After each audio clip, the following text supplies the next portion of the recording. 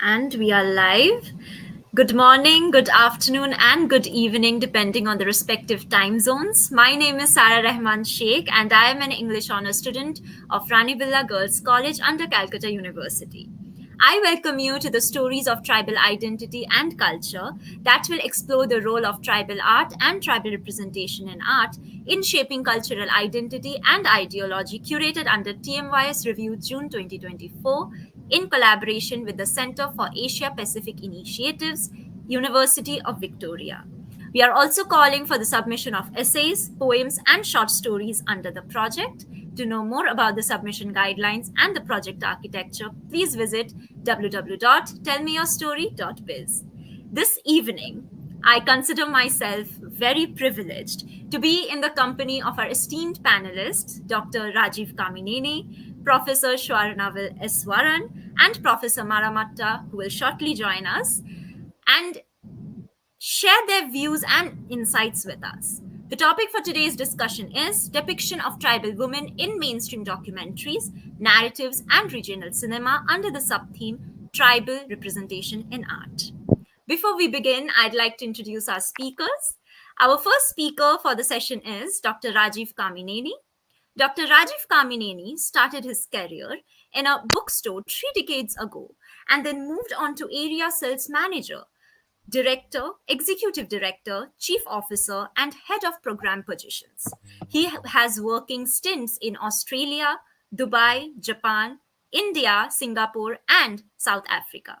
Rajiv was actively involved in financing 35 movies and producing 14 movies in the Indian film industry.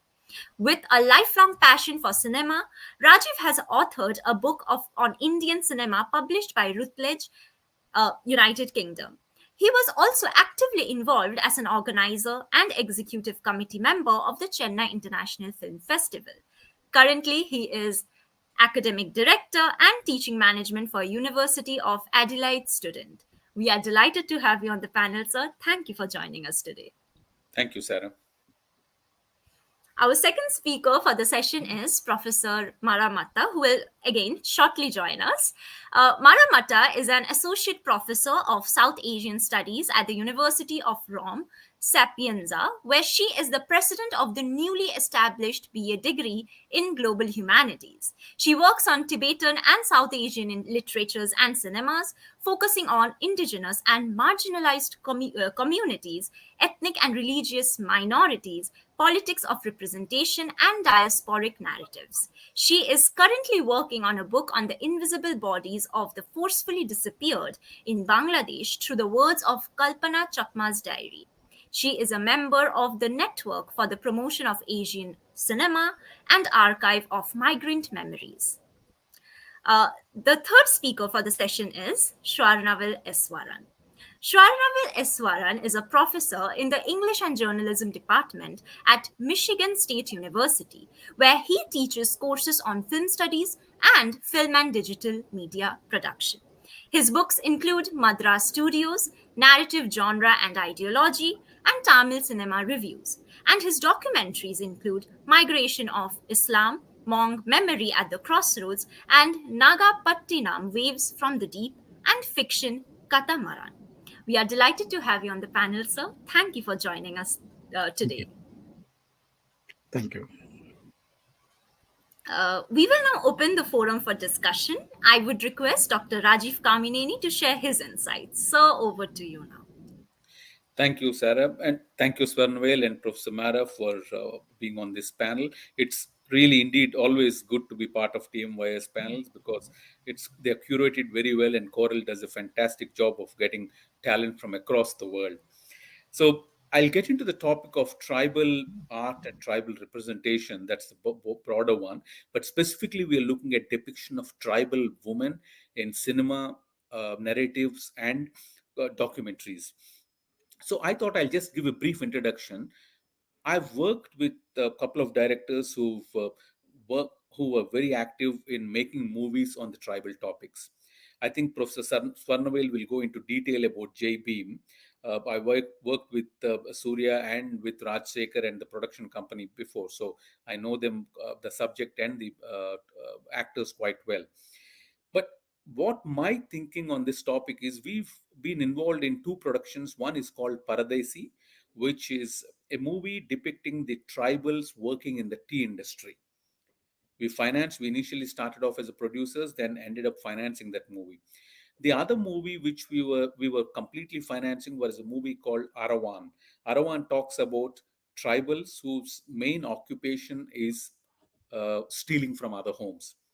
That's what they used to do, and it's a very interesting, fascinating story into their livelihoods, what happens in their lives, and it's a fictional account interweaved with their life history. But the four or five ways in which tribal women especially are depicted, the first way is from a social activism viewpoint.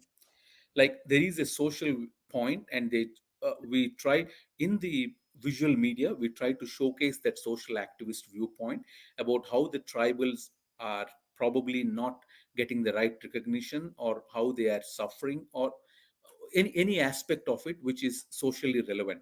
And even if you look at a recent Academy Award winning documentary called Elephant Whisperer, one of my friends, Gunit Monga, made that. Elephant Whisperer talks about how a couple bring up elephants and intersperse with the tribal community which they're living. So that's a social point, and it's done in a very touching manner, not in a very depressing or sad manner. The other way at looking at is sensationalism. 25, 27 years ago, there was a movie called Bandit Queen. Bandit Queen talks about a lady who's been wronged by society, and she goes off into the hills and becomes a bandit. And that's a sensationalism, trying to pick up on a real life story and trying to sensationalize. And of course, lots of tribals are depicted over there. And though the main heroine in the movie is depicted as someone who's found the wrath of the society, that's a sensational way of depicting it. Then there's the problem aspects, which I spoke about, like J Beam or Paradesi or Arawan. They pick up on a problem, make it into a fictionalized account, or they find a real life hero who has a true life story, and that is depicted in the media, in the visual image. So, because it's easy for, means, commercial cinema dictates the fact that we have to have scripts which are interesting for people to relate to, and it has to work at the box office. So if we make a documentary and release it in the commercial screens, it will not work. And we won't get the exhibition space. So that's why we have to have real life incidents, sensationalize it little bit, dramatize it little bit, and also portray it so that the depiction, especially the depiction of women, and because you have to ensure that the story is interweaved with the real issues. That's the problem statement. And then absolutely fictional characters. That's another way of depicting. They might not be real tribals, they might not be real tribal issues, but going and showcasing the tribal women in their tribal society or locality in a completely fictionalized setting. So at least for the lay audience or the general audience, they get a peek sneak into the tribal community. They see what's happening in the community. It might not be true incidents, or it might not be completely authentic, but at least for 85% of the people who have not experienced that, they will go in and see that and say, okay, this is how the people live over there, or this is the lives. So that's a commercial fictionalized item. And the last manner in which it's depicted, unfortunately, in Bollywood and Indian cinema, tribal women have been depicted in the song and dance sequences. We've seen many, many times when the heroes and heroines go off into some forest, meet a tribal, go into the tribal area. They put up the costumes like the tribals and start dancing with the tribals. That is the height or the extreme form of commercialization, to showcase that there is a tribal way of living, but in a Indian cinema Bollywoodish style, where there's a song and dance sequence which lasts for 4 or 5 minutes. And this I can see for the past 45, 50 years in regional as well as national cinema. You have the hero and heroine running away somewhere, and they happen to go into a forest. When they go into a forest, it's expected that they'll walk into a tribal area, and then they'll put on the costume of the tribals and start dancing. So that's another depiction. So unfortunately, we've not had too many tribal women depicted. So if you go to Professor Swarnavel's talk, he's picked up about the lady or the main character of J Beam. So I don't want to talk about that, but it's a beautiful way of looking at it, because in the movie Paradesi, which we financed at Arawan, the women have a very, very central character. They're very strong characters, and they are not just there to add glamour, because the story moves forward by having both the men and women depicted. So, as I listed the four, either it's a social activism or social statement, or trying to sensationalize tribal issues, or just trying to document what is happening in real life, or bring up a fictional story, or in the typical Bollywood. Unfortunately, the real proper depiction of mainstream in the mainstream visual media has not really happened for the tribal women so far. So I'll leave it at that. I'll come back to it more during the question answer session. Thank you. Thank you so much, sir, for your insightful observation. I would now request Professor Swarnavel Iswaran to share his insights. So, over to you now. Yeah. Thank you, Professor Kamineni. Yeah, thank you. Thank you, Sarah, for this invitation. Yeah. Yes, I would like to continue from, what Professor Kamineni said. He has laid the platform. By and large, if you focus in the context of regional cinema, again, you can see the same kind of, thread. Mm. That one thing is about, what we can call as orientalizing, the tribal people. You come from outside, then you look at them, and both, in art cinema as well as commercial cinema, it has always been slightly problematic, though art cinema people have been more committed, more honest in their efforts to engage with marginalized people and their lives. But even say a master like Satyajit Ray, when he made A Days and Night in the Forest, Aranya Din Ratre, you can see that there is a critique surrounding, representation, of the Simi Garewal and, other characters in the film. If you look at Malayalam and Kannada cinema, where we had art cinema movement, there has been a history of, serious directors engaging, mainly, of course, as outsiders. That when I wrote my book, Madras Studios, essentially focusing on the 10 years before partition and 10 years after, that is 37 to 57.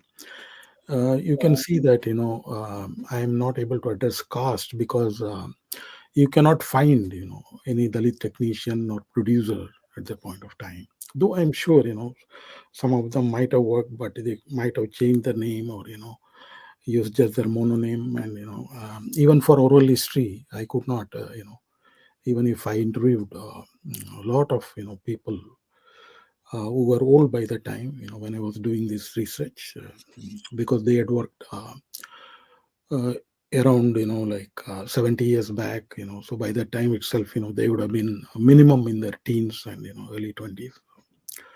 So that is one aspect of it. So regional cinema again follows, so particularly if you look at Tamil cinema, which is what my area of specialization. We have not had a substantial art cinema movement like in Malayalam or Kannada, like in the 70s. But he had, alternative kind of cinema movement. But as far as the depiction of, tribal populace, it is almost nil, you can say, at that point of time. And you have to look for mainstream cinema, and there it is only the caricaturing of, tribal people. Like our arguably our greatest star of the, last century, MG Ramachandran, MGR. Um, he had, a huge fan following, particularly among the Nari Kurava community, one of our major, tribal populace. But even when he used, Nari Kuravas, in his films, it was mainly, as Professor Kamineni pointed out, for songs. They'll be singing a song, and then MGR and Jayalalitha will, become those tribal populace with those kind of, orientalistic kind of costumes, exoticization, of their life. And so that is what it was limited to. That on the other hand, there were also films, which were important according to me, like Kurati Mahan, the child of Kurati, which is again a tribal, indicative of a tribal community, Kuravan Kurati, Narikurava, that shorter form. So there you can see that you have the moments where K.S. Gopalakrishnan is trying to talk about how her child, whom she has given birth to, then progresses in the society. It is also acknowledging the Dravidian movement and affirmative action policies. Because of that, all this could happen. The subtext of the history very specific to Tamil Nadu. That is there, and there have been moments in screenplays, like for example, when a blood transfusion is involved. Then he also questions the idea of because it is only by the blood group. It has nothing to do with the hierarchy of caste, or that this blood is better than that blood. So those interventions have been there, in the commercial film, but by and large it is about caricaturing and only instrumentalizing them as this exotic kind of populace, without delving into the difficulty of their everyday lived reality, which is ubiquitous for us to see everywhere around, as these nomadic populace, putting their temporary tents, wherever you go, just outside the bus station, or this kind of thing. So from that angle, I feel that last 20 years, have been remarkable, particularly after the intervention of the Dalit, filmmaker icon, Pa Ranjit. Uh, so even if he marked his characters, as Dalit in the mainstream in the way which was, unseen in Indian cinema, I would argue. Prior to that, he has also made, on a modest budget, a film like Attakati, or a film, which is not super duper, like with Rajnikant, Kala and Kapali, film like Madras, with very serious kind of script, and also Kala and Kapali, because of the larger intervention and reaching the audiences in terms of Dalit intervention. So um, after Ranjit, after his intervention, there is really in the mainstream thinking about the representation of marginalized people in Tamil cinema to an extent which we have not seen earlier. That predicating the entire narrative on the lives of say the tribal populace, or the life and times. So Jai Bhim is a classic example.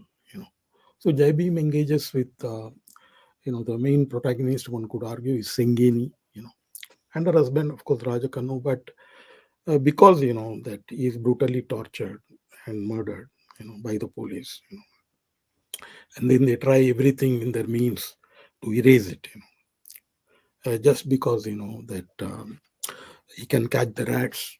So a wealthier, feudal landlord like person, calls him to his big wealthy house to catch a snake, and then he is framed for stealing the jewel, which actually happens, but not because of him, but because of a corrupt police.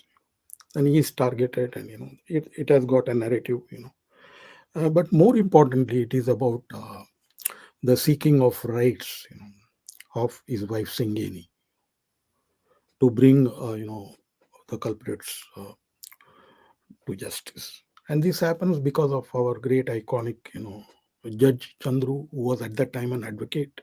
So the film itself is, from a case history of Chandru sir. You know. So he was always, he has given voice, to marginalized people within, the highly corrupt, Indian judicial system. So he's a very unique, you know, person regarding, human rights, particularly for the voiceless. So In reality, he took up the case of Narikurawa woman actually, but in the film, it is with that liberty for fictionalizing, it becomes a Irula, another tribe. So that then enables them to focus on their way of life of catching rats and living. So the film focuses on that, gets into details. In a way, Tamil cinema had not seen thus far. Their way of life and their spirit. Their communal spirit and their joy. And before the dominant and oppressive hands of the connivance of caste and state would come together. So it's a very important film, regarding the intervention, of the significance of tribal life and the inequity, which is so entrenched in our society because of the hierarchy and oppression of caste.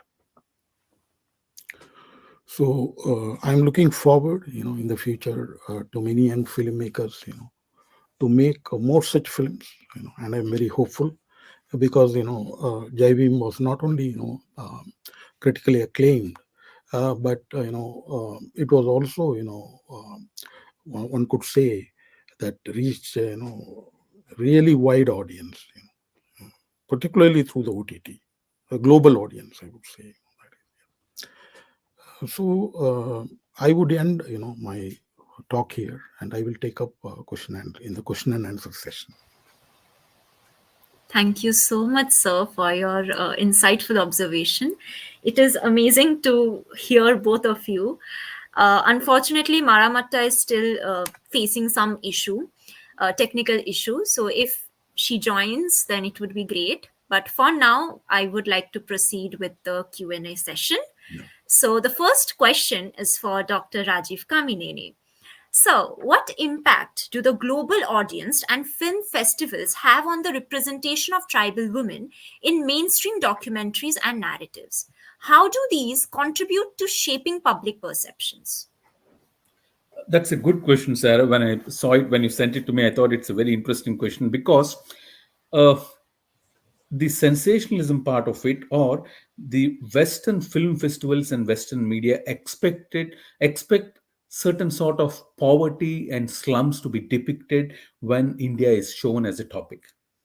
Okay, so typically they showcase it in such a way that you have the land of the snake charmers, or the land of the saints and the magicians, and then you have the slums, and it's called slum tourism, or some people even go to the extent of calling it poverty porn, which is another very popular word which is used in the media. But the reality is, the film festivals and the media has been waiting to see only that part of it, to show that. So that's why, if you take an example like a very popular, globally successful, Academy Award winning movie like Slumdog Millionaire, it's a book written by Vikas Swarup called Question and Answer, set in India but made by a Britisher. Danny Boyle made the movie, but the way in if you look at it, that's again showcasing a hero from the slums who comes out against all the odds and wins. So it's a feel good story at the end of it. But the real depiction of the problems and issues, it doesn't find a large market. There's no large market. And in fact, the film festivals also, yes, they take the serious makers seriously, whether it's Satyajit Ray or Pa Ranjit, or several other filmmakers who showcase tribal. But the demand is not there because they only expect certain type of movies or visual imagery to come from India. So, in this context, if you're asking film festivals and international distributors and exhibitors to showcase movies which highlight tribal women, it's going to be challenging. It's going to be challenging because they'll say, "Okay, I've come up with a new topic which is very interesting. It talks about two tribes in India." Oh, they'll say, "Okay, is it the regular? Does it fit the regular template or not?" That's a question, but it's changing. I'm talking about a span of 25 to 30 years. Now the Indian cinema is taken more seriously, and the image of singing and dancing cinema has changed to a large extent. They know that the Indian cinema is capable, or Indian media is capable of coming up with true issues or real issues. And in fact, I think after COVID pandemic, the online streaming services have made content available across the world, which showcases India in a different light. So the depth of the regional cinema, the depth of the regional issues, and that's when the depiction of tribal women also is going more mainstream, which is an advantage. So, to answer your question, whether those film festivals and all had an impact, yes, initially, yes. But now the market has expanded, and I think having an OTT platform and access to the OTT platform has leveled the playing field little bit, where content makers can come up with content saying that I don't want a theatrical release. I don't need a distributor and exhibitor if I can get an OTT, and if they and I can showcase my tribal imagery and tribal women. And that's the change which is happening now, which is thankfully very, very good for the industry. Yeah. Thank you. It was a splendid explanation answer, sir. That is true. OTT has become a game changer, especially when it comes to this regional films. Yeah. Sir, the next question is for you, Swarnavel Ishwaran, sir. So, in the context of your latest paper, Sengeni in Jai Bhim, the persistence of the voice from the margins, how does the film Jai Bhim depict the character of Sengeni, and in what ways does it contribute to or challenge prevailing narratives about tribal women in mainstream films, documentaries, and regional cinema? Uh, yeah, thank you. Thanks for the question. Let me also, begin by talking about documentaries, which I didn't touch, earlier. Documentaries, of course, have a long trajectory, of representing, tribal populace. Both, if you look at very early documentaries, made by Film Division, you can see again the two, streams. One would be the regular newsreel, where you will find, our prime ministers and chief ministers of the past again going and dancing with the tribal people, which is parallel to what mainstream cinema is doing, with songs. The feel good nature of making them look romantic and nice, in their costumes and dance. But simultaneously, we have also seen, very important documentaries, made on tribal populace by FD itself. But coming to my very specific, area of Tamil cinema, um, uh, after my generation of filmmakers like Ashwin Amshan Kumar, or Hariharan, and we have my next generation like Leena Mani Megalai. She has made a lot of films. I would say many of her films work on not only caste but also about tribal life, um, and indigenous population. It is one of our major focus. And then Amudan, he has also done work. Not only raising his voice against the nuclear thing in Kudangulam, but also the kind of people he has interviewed. So that subtext always runs in his work. And the other important director is R.R. Srinivasan, who was even recently made, which I have not seen, but came to know through Facebook, through his posting in the recent last month. I think the Madras Festival was there, film festival, and his work, he and Kuti Rebati, who directed, his partner, they made a long feature piece on irulers. So he has been working on irulers for quite some time. He and Kuti Ravati, they have done. Kuti Ravati is one of our preeminent poets, and filmmaker, and R.R. Srinivasan is known for his serious documentaries. So there is a long lineage. If you think of documentary as different from feature films.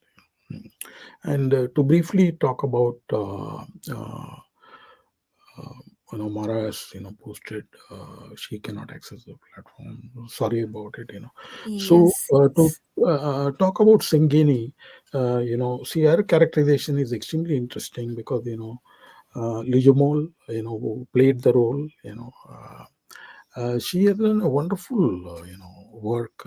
Also, the credit goes to the director and team, the producers Surya and Jyotika, because I read, through interviews that she had a lot of training session, and also, working with the tribal people, living in that area and experiencing, so that all reflects, in the way she performs, which is what is the most important thing, I think, that, even,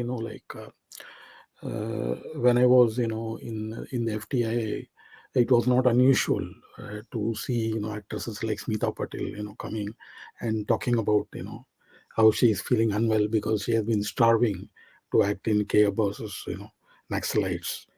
So they really believed, in that kind of, the method school of, acting. So here I saw that, Singini's character stands out, not only just because, it's a wonderful script based on a true life story, but what the actresses could bring in terms of, the realism, the portrayal, and it has also, a lot of, long takes, when it comes to police torture. On the one hand, it's like, a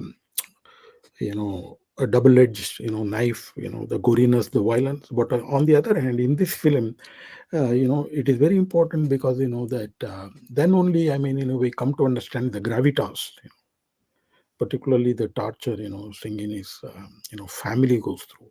Raja Kannur, husbands, brother, sister, brother-in-law, all of them are caught, just because, he has slipped through, and they want to know about his whereabouts, and they go, you know, without any limits, in torturing.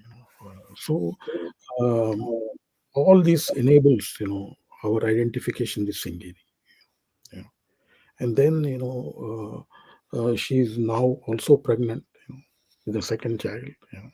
And then we see her hardships, her resilience, and also we see, the light at the end of the tunnel through this great, you know, iconic justice, who was at that time the advocate, Chandru.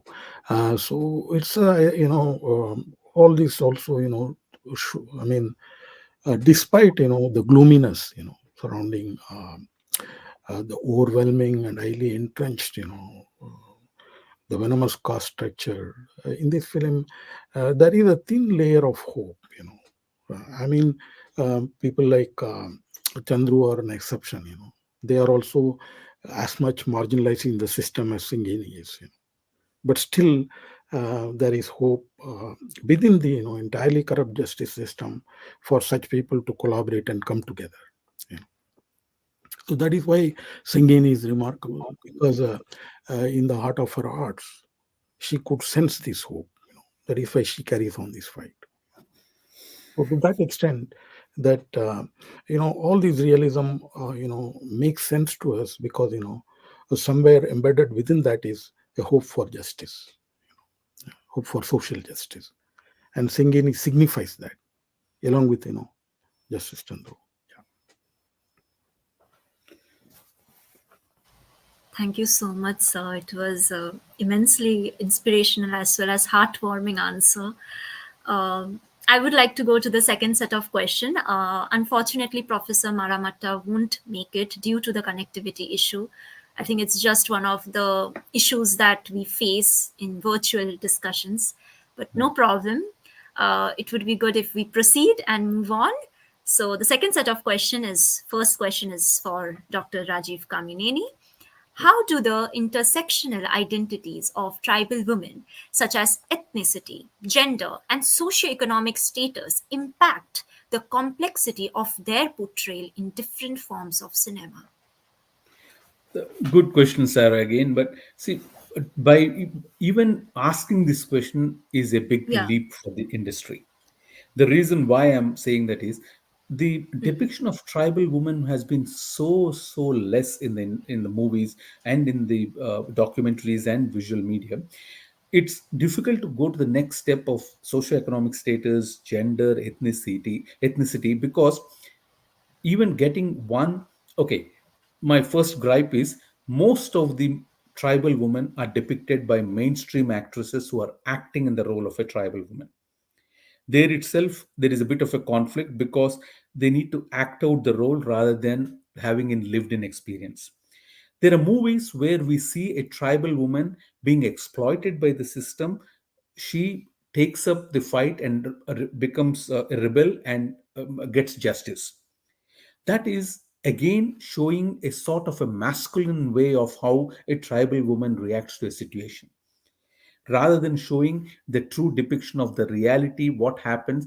It's hardly possible in many cases for this tribal woman to really go and win the fight and take the gun or succeed that way. But it happens in very very few cases, but that's sensationalized on the media. And also coming to the point of socio-economic status, I think the scheduled tribes as have been given constitutional rights in India right from for the past at least 70 years. And still we as movie makers, we don't hit on the point that socio-economic status is a way of depicting the scheduled tribes or the tribal woman.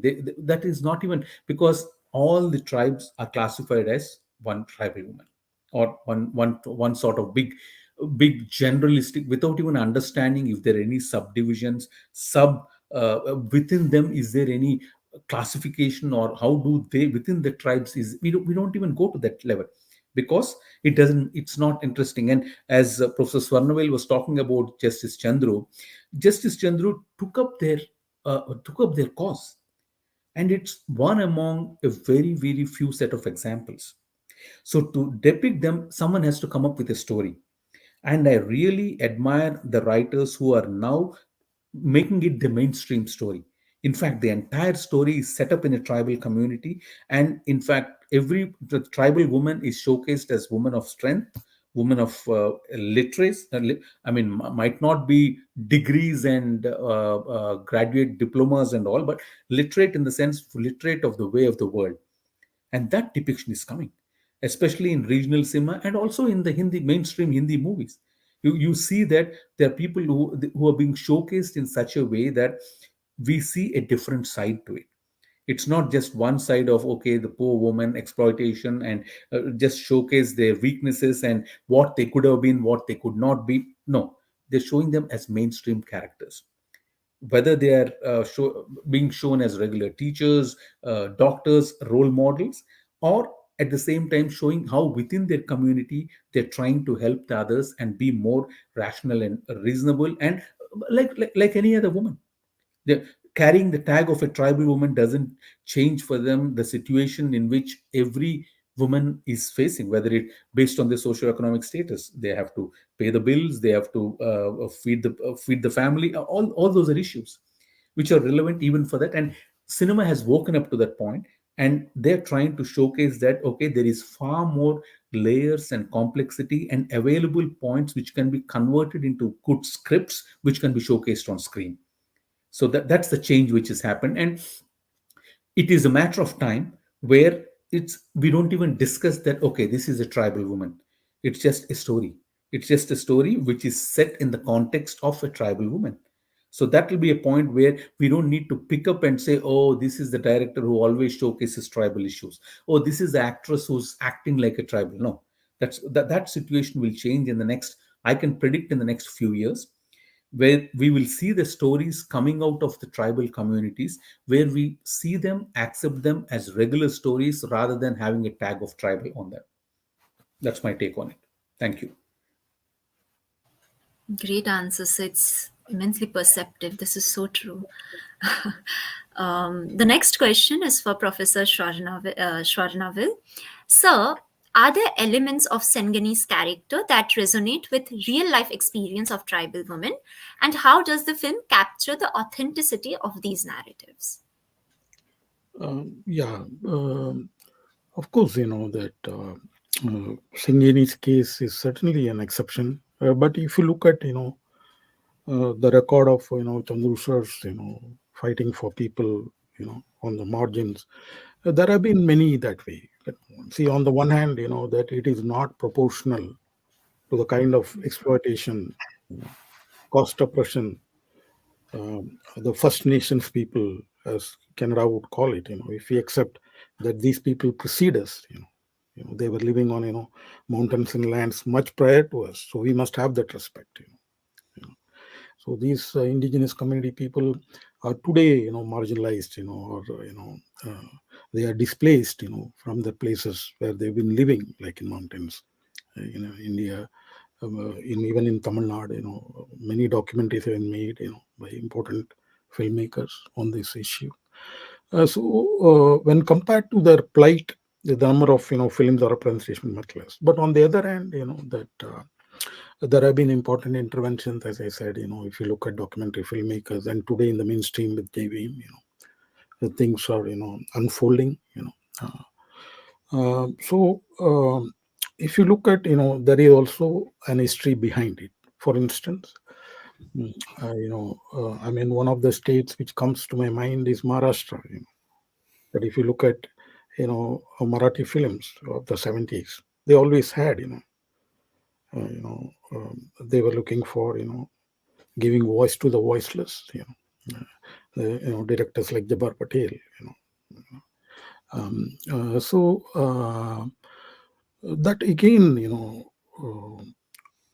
draws attention to the iconic Ambedkar, in Maharashtra, and Periyar, the iconic Periyar in Tamil Nadu. So when we read this history of representation, we are also thinking of, uh, the embedded spectator, within the script. So I can address, because these people are informed about it, because these thinkers have already, thought about this. They have brought in this intervention in my people, in my audience. So we have to also read that in that context. That is, that social reformers, so important.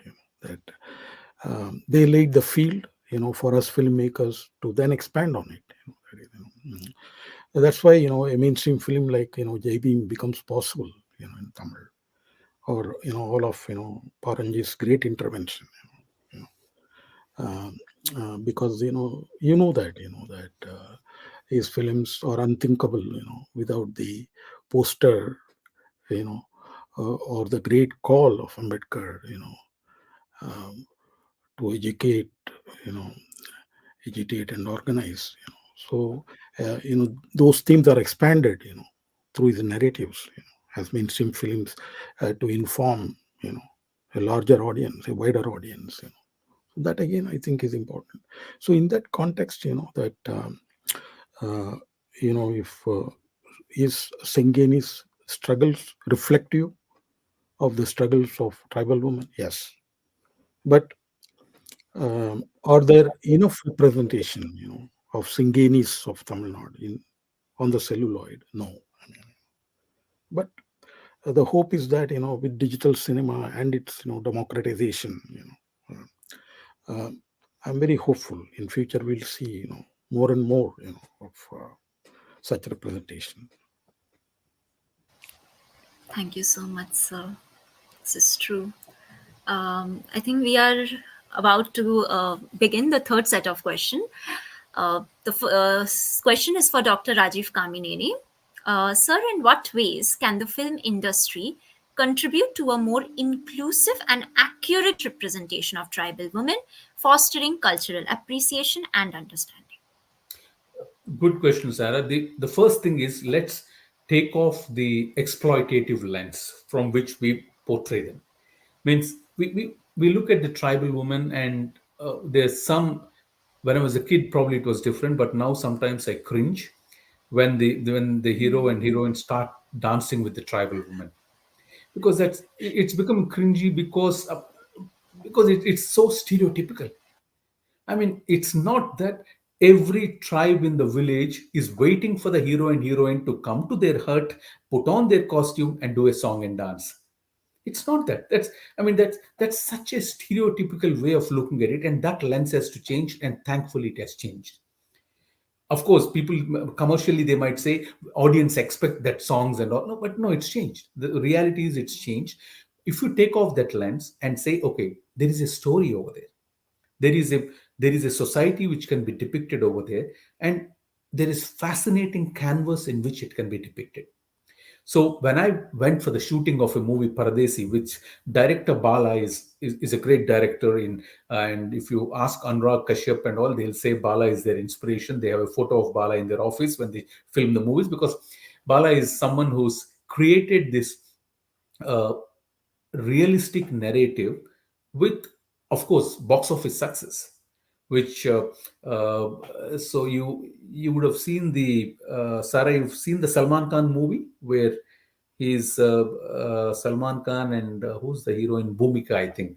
So he's what's his name? It's a very popular movie in Tamil, and that was remade, and that's into Hindi, and that's that's the sort of director who wanted to make this story about tribal community, about during the British era how the tea plantation workers were exploited. That's one very short incident story over there. There are several stories like that. For the Indian cinema to depict those stories, it's you just take off that lens where you're just seeing it as one opportunity to showcase a community or just a song and dance sequence and move on. No, you look at the story, and lots of filmmakers are doing. Pa Ranjit does it very well. And in fact, in the north, lots of directors like Anurag Kashyap and all have done it in a very realistic way.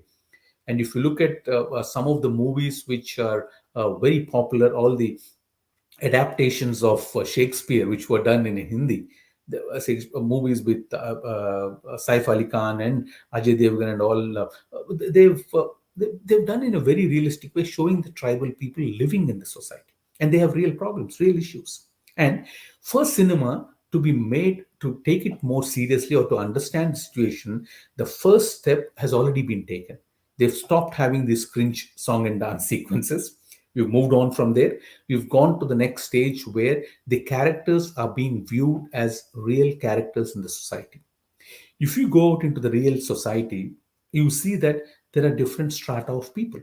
So we have a story focusing on one strata, different strata, and trying to see how that's the reality of life.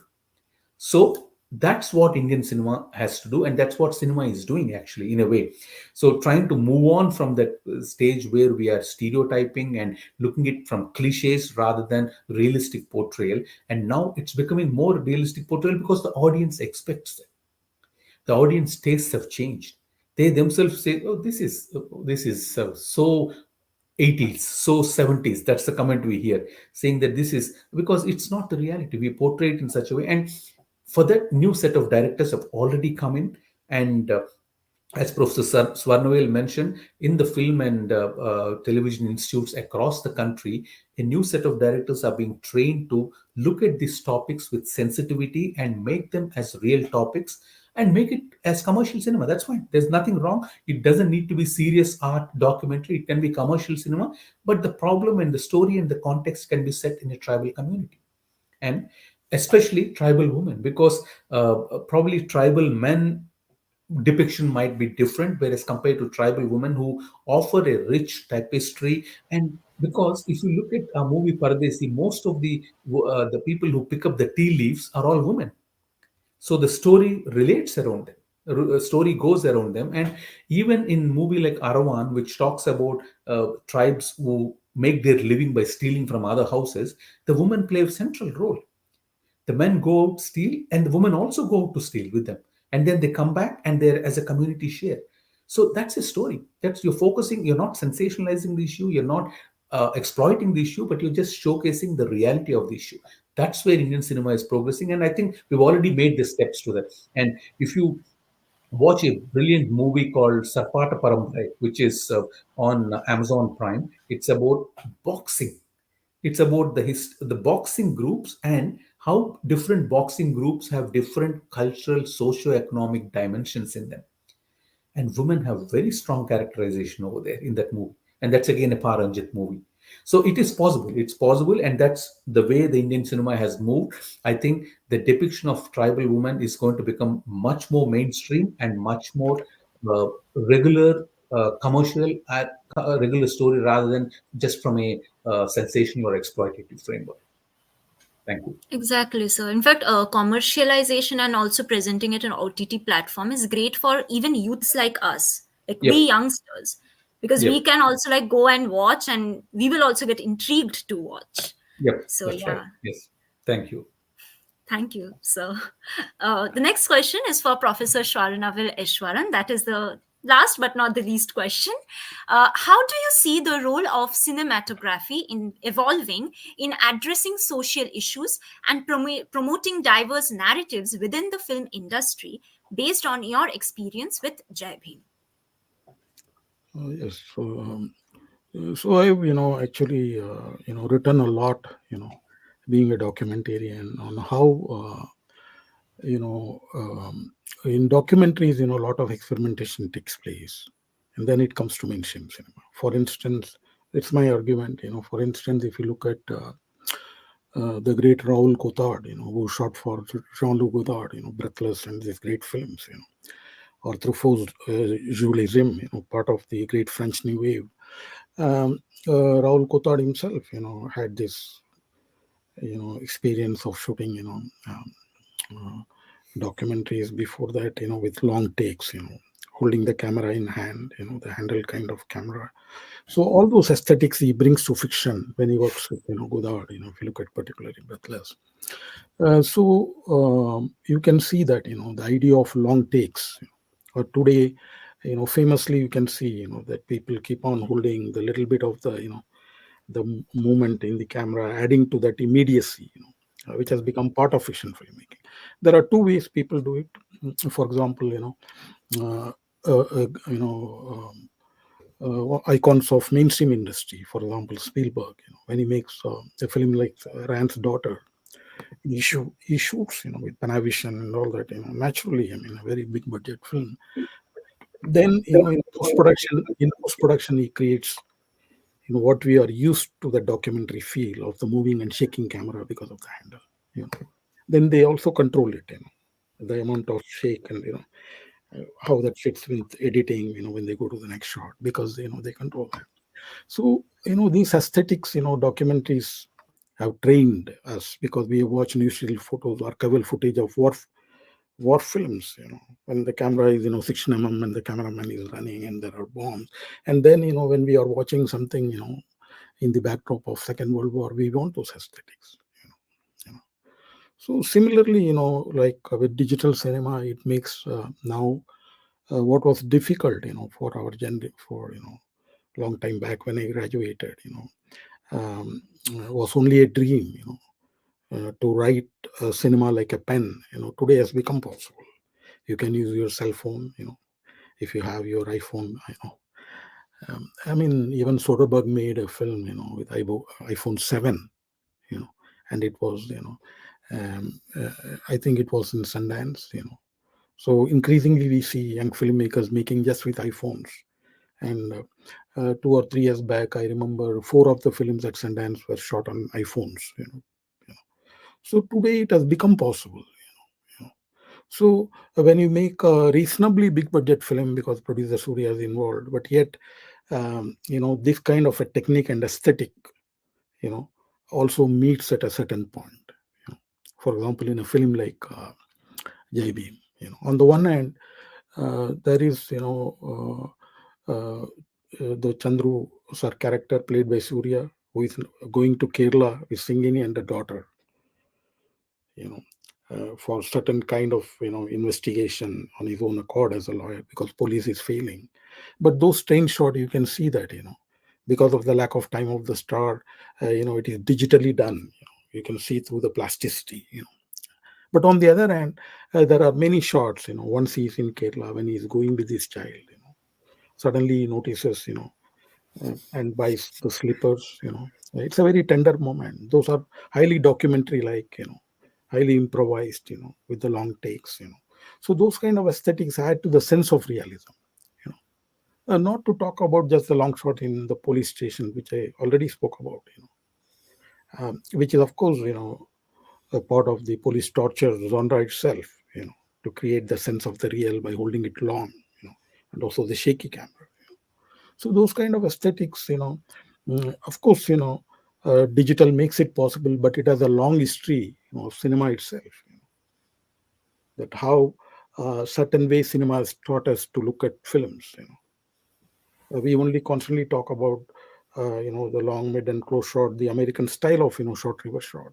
But also we should think of documentaries as informing, enabling us as audiences, to understand, to anticipate, to expect certain kind of aesthetics when it comes to a certain kind of representation.